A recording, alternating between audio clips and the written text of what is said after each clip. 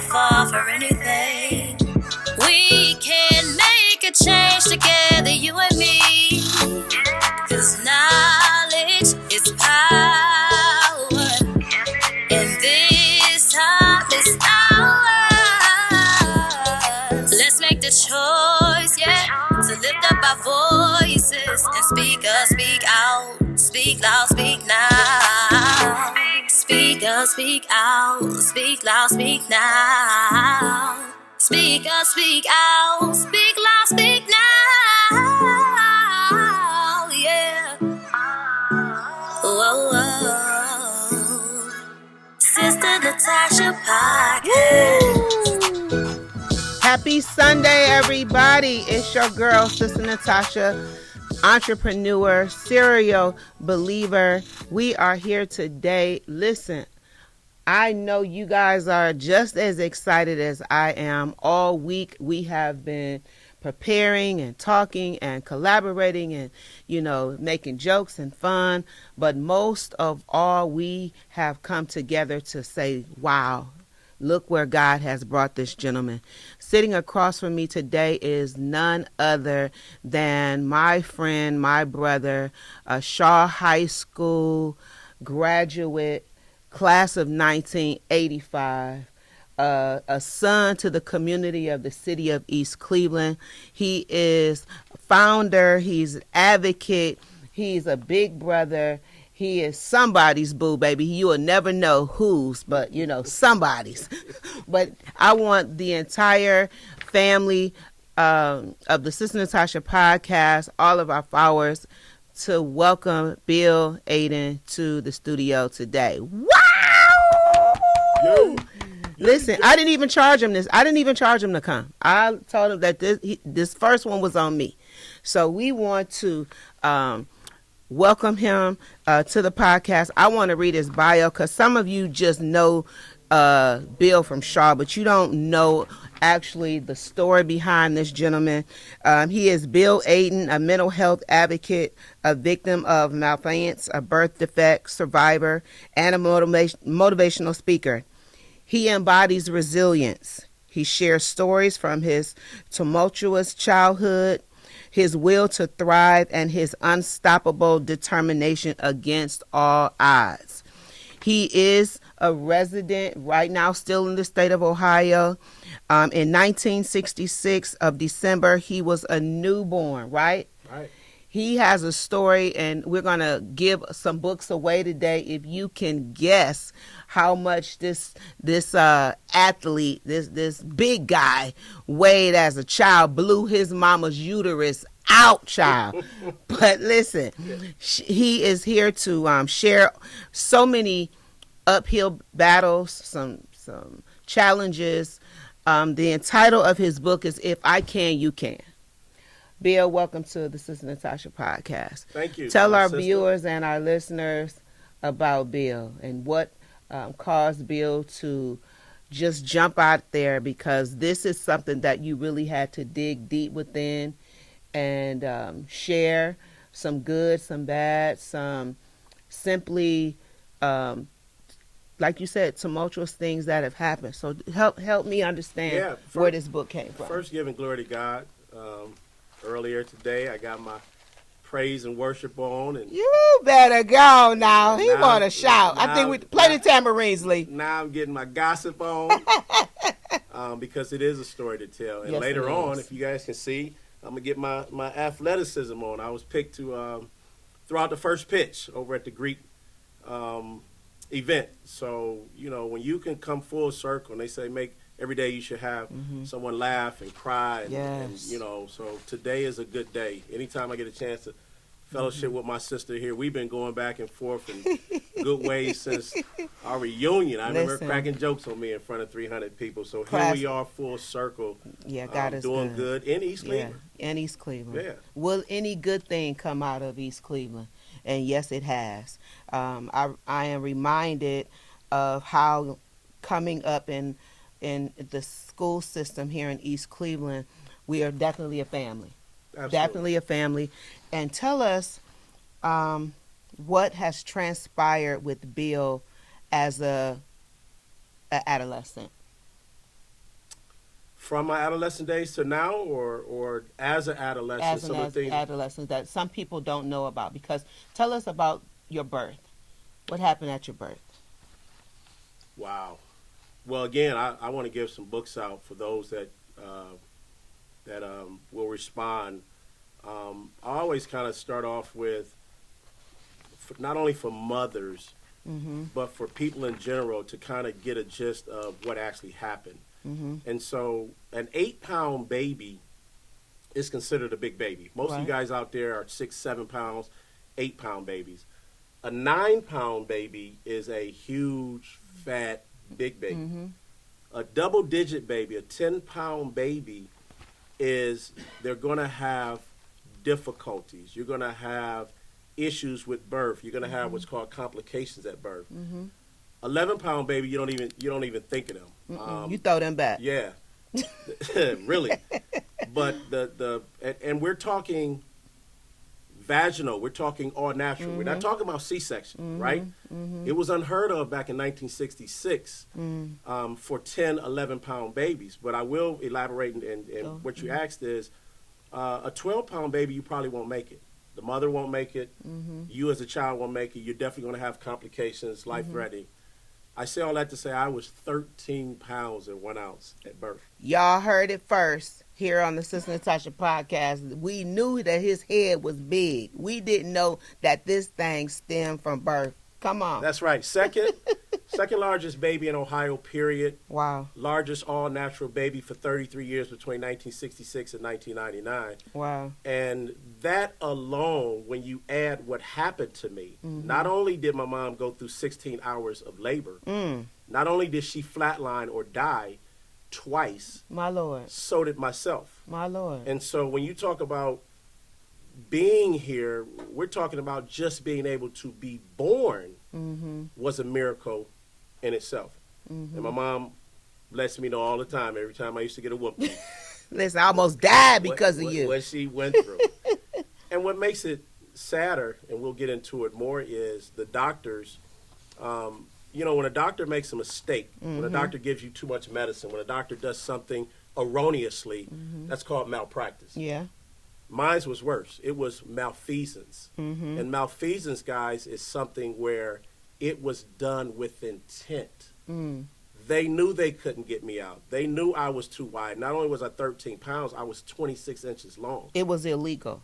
It was illegal. The definition for it is someone who has engaged in an illegal, harmful, or unjustified act, Absolutely. Especially if they are a public, medical official, or in a position of a public trust. Yeah. So mom trusted the doctors into believing that they would have been able to deliver you without malfeasance, but they weren't.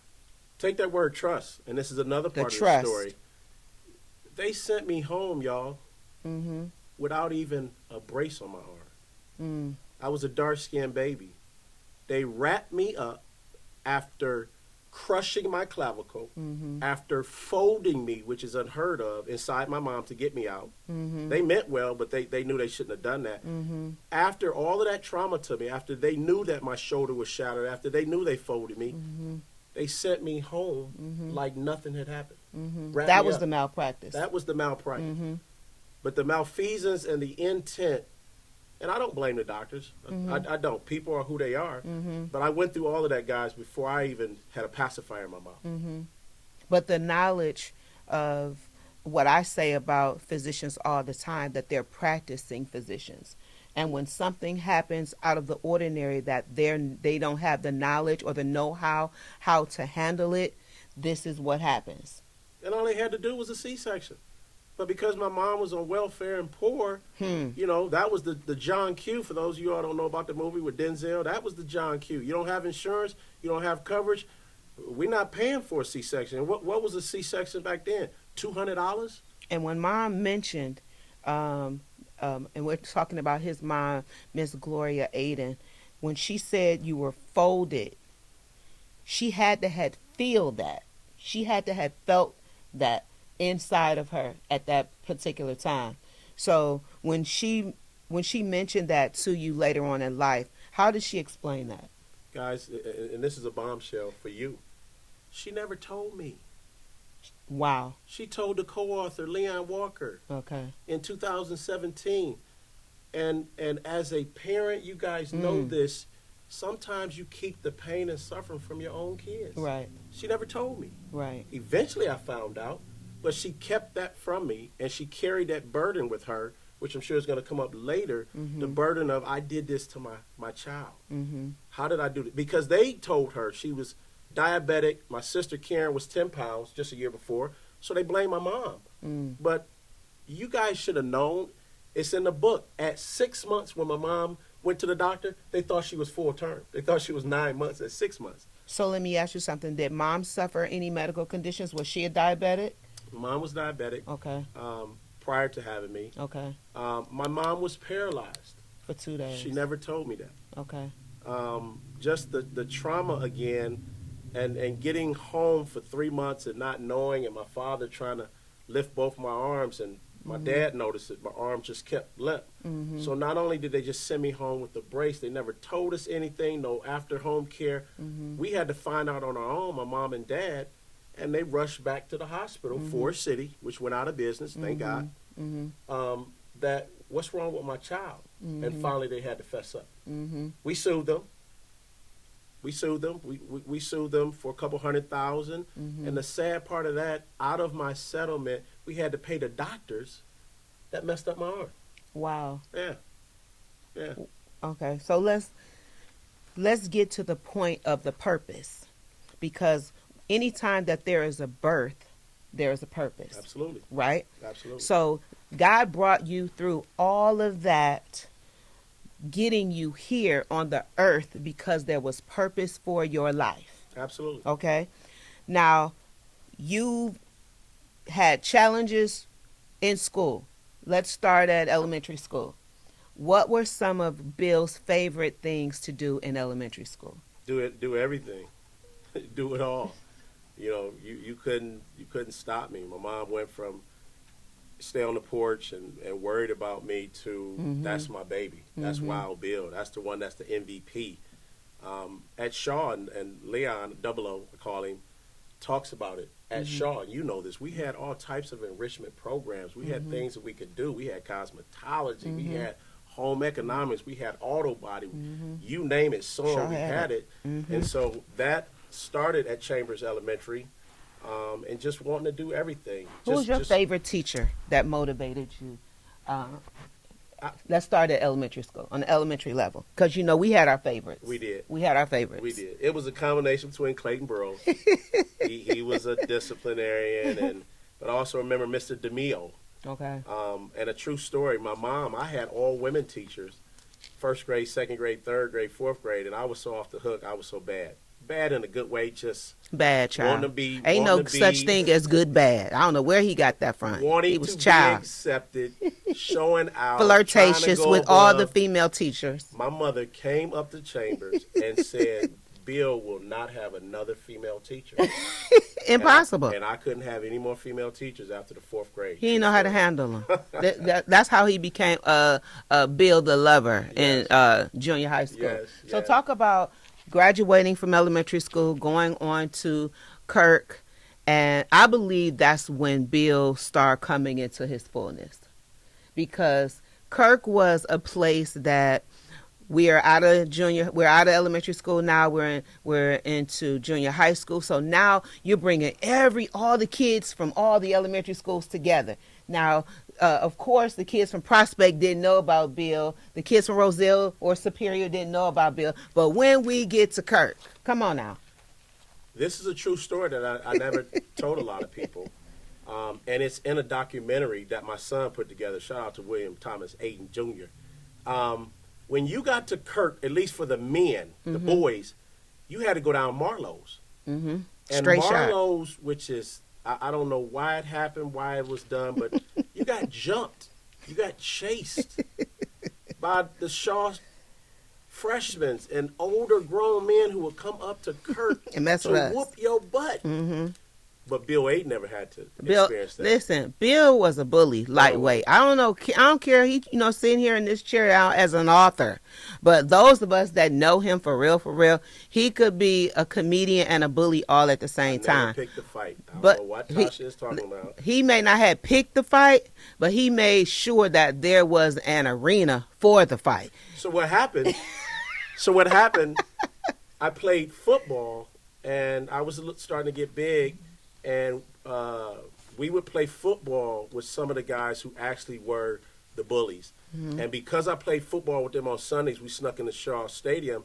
They never touched me. Mm-hmm. I never got chased coming down Marlowe's. I never had to go through that rites of passage. Mm-hmm. And to what Toddy's saying, I think that's what gave me the confidence to say I belong. Right. Not really I'm special, but I belong because some peers above me thought enough of me not to mess with. Almost like drug dealers in East Cleveland. If you was a basketball star, football star, they wanted to see you do well. They wouldn't sell you drugs. They wouldn't sell you drugs. Mm-hmm. So. Now, as being quarterback and as a leader, how do you feel that your peers saw you? So you walk in a room, 50 people love you, 50 people hate you. Mm. When I became I don't want to say star athlete, a competing athlete, 95% of the room was in awe because of what I was doing with my arm. Mm-hmm. Quarterbacks, you had to, just to get the snap, you had to have two hands, and I was doing it with one. I was throwing 75 yards in 7th grade, 8th grade, and was also big. Big quarterbacks that you see now, and Steve McNair, rest in peace, and some of these big we didn't have that then. There was only one other big quarterback. That was John Talley, who was taller than me. But yes, so being a quarterback was just stemmed from my leadership and always talking and always feeling like I could lead men at a young age. But then, again, sadly, internally, it was my way of wanting to be the center of attention to keep the illumination of my arm off me. To keep a better reputation, because your reputation preceded you as not being a young man that had a disability, but a young man that had a disability with ability to prove that he was not just someone out of the neighborhood, but you had a purpose to be better in spite of the challenges and everything else that you had to deal with. Now, also, you got to also remember, young men in junior high school, we had all kinds of challenges with young men, because now you are in a place where you're starting to date, right?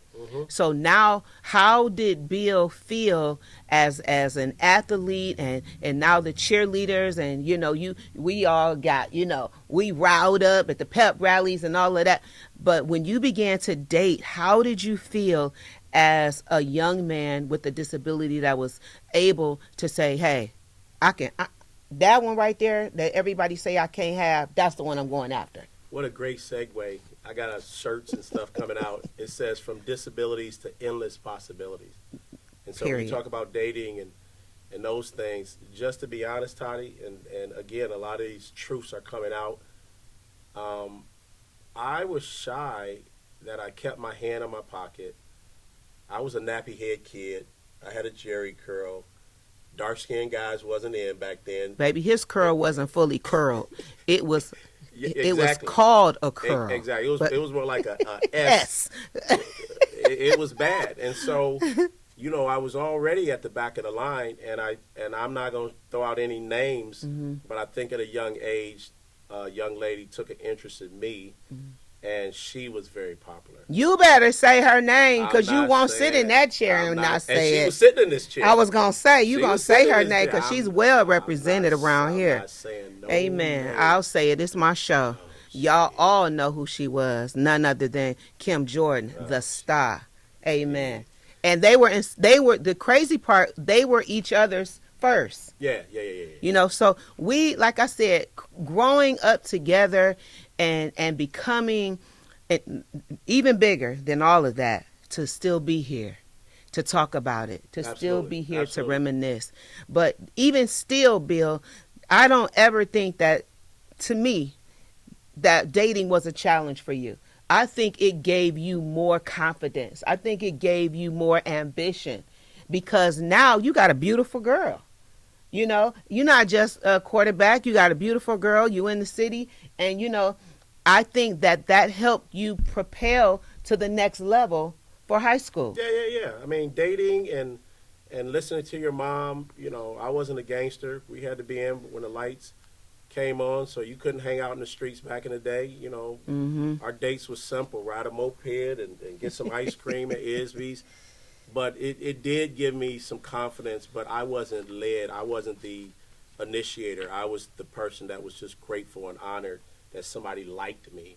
Now you can't tell me nothing. But yeah, but baby, his head is big as it is bigger. It didn't start in that the way. spirit. It didn't start that way. So let's talk about I Can, You Can. Okay. If I Can, You Can. Now, the title of the book is powerful within itself. Okay. But what was the motivating factor behind it? So the motivating factor, giving Leon all the credit, this is his 4th book. And we're going to be talking about Brother Walker. Yeah, he was talking to some other lady, if I remember, about his book, Broken. Mm-hmm. And he was talking about me so much and how she said, why don't you write a book about Bill? Mm-hmm. And he came to me, and me being the humble guy that I am. Yeah, right. I said, bruh, and it is true in a sense. You want to talk about me dunking and homecoming king and all that. That was nothing to me. Mm-hmm. And so I shunned him off. It was until he went behind my back and talked to my mom. Mm-hmm. And my mom told him things that he said they cried for 2 days. Mm-hmm. He came back to me. He said, Bill, did you know this? I said, no. He said, your mom told me this. He said, Bill, did you know you went through this? I said, no. So is it true that Mom had the first 3 or 4 chapters of the book already established? My mom has the first 3 or 4 chapters, and she told him, Double O, you have to write this book. And what made me, which was the turning point, my mom died in 2020, and for him to tell me, my mom said, we have to write this book, and then she passed, I got to write this book. So this collaboration came from word of mouth. It came from him bypassing you, going directly to Mom where she was the source. Absolutely. So all the permanent information that he would need, he had an opportunity to get it from Miss Gloria. Now, answer me this. In this collaboration with you and Leon, now let me give you some information about Brother Leon. Leon R. Walker Jr., Commander Master Chief, hails from Cleveland, Ohio. He grew up in the inner city of Cleveland and East Cleveland, where he struggled with numerous setbacks: molestation, addicted to porn, lost his virginity at age 8, sexually assaulted by a family member around age 10 and 11. His downfalls continue, whereas Leon wet the bed from kindergarten into the 7th grade.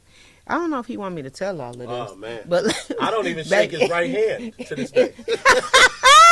It's out there. Lee, I'm sorry, babe, but y'all gave me this. I got to read it. That's right. But he also struggled with learning disabilities himself and addictions, lack of confidence, low self-esteem, losing his home, and his parents in divorce. Now, let me say this about this man. First of all, he got the women on deck. We are the majority of the hundreds of thousands of followers that he has because he communicates well with us. He understands women. He understands how we talk, how we feel emotionally, because you ladies know, like I know, sometimes our best friend happens to be of the opposite sex. And a best male friend is always a good friend that you can confide in, that you can talk to. But Leon took that further, and he started to collaborate with other women and write books that were pertaining to some pertinent information that we're talking about today with this collaboration with Bill. So If I Can, You Can, and Leon came together to put this together, what do you believe the outcome from this collaboration is going to take? Oh, my gosh. Behind closed doors, we went with a all-black publisher. Mm-hmm. And the all-black publisher basically, and I'm not knocking Amazon, I'm not knocking any of those other platforms, he said we need to keep our own money in-house. Mm-hmm. And so that kind of galvanized me and got us excited. But as far as the book, If I Can, You Can, in itself, it's not just about Bill Aden and Duncan and Homecoming King. It's about the blight of East Cleveland and what's to come. It's about women. It's about special needs mothers. My mom was a special need mother to deal with this. It's about mental health. It's about mental strength. It's about family. It's about mentorship. And when I tell you guys, for some of the other podcasts that we've done from Connecticut to California, to see another person cry from your story real time, Right. to see your banker, when we set up my merchant account, she cried across from me, just from the disbelief of the story itself, but how it can help them Others, in right. their everyday lives, which is, if I can, you can. It's not just about abilities. Again, it's about from disabilities to endless possibilities. And I'm really excited. I really am, because right now we're in schools in Minnesota, in Chicago. I have a sit down coming up with the CEO, Dr. Morgan, with CMSD. They're talking about making this book a curriculum to help all genres of a family. Right. Smaller youth and kids, what I went through as a child, staring in dark rooms, that's helpful. To the teenager, Right. to the athlete, to the parent. And it's very important, because sometimes children that have any type of disability, whether it's mental health, where it's depression, if they can hear a story of another black boy or another black girl, they also can feel like, I feel the excitement coming from you, and have not even read the book yet, knowing a portion of your story, but not knowing the full collaboration of how you guys, just reading Double O's bio of the things that have happened to him and transpire in his life. I wouldn't have never known them had it not come out this way. Absolutely. So we are reaching out to our listeners, our followers, and those of you that have a special needs child, or you have a child that's introverted to a point that you don't understand why they are the way that they are. Let them get involved. Sometimes we like to, hold our kids captive or hold them hostage, thinking that if they come off the porch, they're going to get hurt, or they're going to get hit by a car. Let me tell y'all a quick story. And it's touching to me, because I can't make this up. My mom coddled me. The word burden, right? If you've ever taken care of a person that had cancer, or if you had to take care of your child, you don't want to be a burden. I was a burden to my mom, but that only lasted 5 years. The greatest gift that I gave to my mom, again, is when I wasn't a burden to her, and she sees me out there competing. She sees my name in the newspaper, She on the ain't plane. worried. She sees her. Now she don't have to worry about what I did to my child. She's so supportive and saying, wow, I can rest easy. And I know she's looking down. She is. I don't have to beat him no more. Right. And he got beat. The Bible says beat them that they won't die. That's what the scripture says. I got beat. So we want to also shout out Leon Walker, who is virtually our guest today as well. Wanted to be here today, but couldn't. So this week, tell us what we got coming up this week, Bill. So if you're not able to make it to one event, you can come to the other. So this Wednesday, the 31st, we're going to be in my crib. We're going to be on the rooftop and showing off, and we're going to feed folks that Where? cannot. 5454 is the Wellian, Detroit. Okay. And we're going to host folks who cannot make it to the big event, for folks who are working or just want to get the book first. Right. That's going to be from 6:30 to about 8:30. Come on down, get a copy of the book, get something to eat, take some pictures, shake hands. And then Friday, August 2nd, the lights go up. We're going to be at the Connect Lounge. Don't ask me the address, just Google it. 26 in Lakeside. We've rented out the entire place. First drink on me. We're going to be feeding you guys. We're going to have giveaways, 7-day holiday trips, gift cards, tennis shoes, you name it.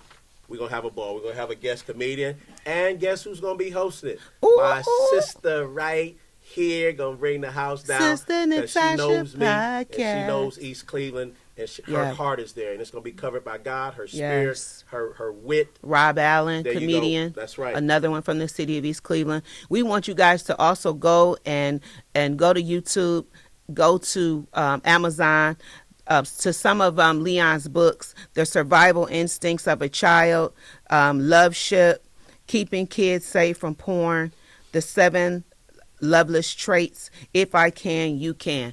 Listen, you guys, this has been an amazing opportunity, brother. I appreciate you. I thank you so much for allowing us to interview you, to share some of these challenges and these awesome and amazing things and triumphs of in your life, Bill. Thank you from the bottom of my heart. We want to thank you guys for tuning in today to the Sista Natasha podcast. Come out Wednesday, come out Friday. I'm your host, I'm your girl. We'll see you again here on Tuesday for Peekaboo Presents Boob Talk. God bless you. I love you. Let's go. We out. No matter the topic, let's talk about it. Sista Natasha podcast. Come tell your story, give God the glory, and live out your purpose on purpose. Stand for something, to fall for anything. We can make a change together, you and me. 'Cause knowledge is power, and this time is ours. Let's make the choice, yeah, to lift up our voices and speak up, speak out, speak loud, speak now. Speak up, speak out, speak loud, speak now. Speak up, speak out, speak loud, speak now. Yeah. Whoa, whoa.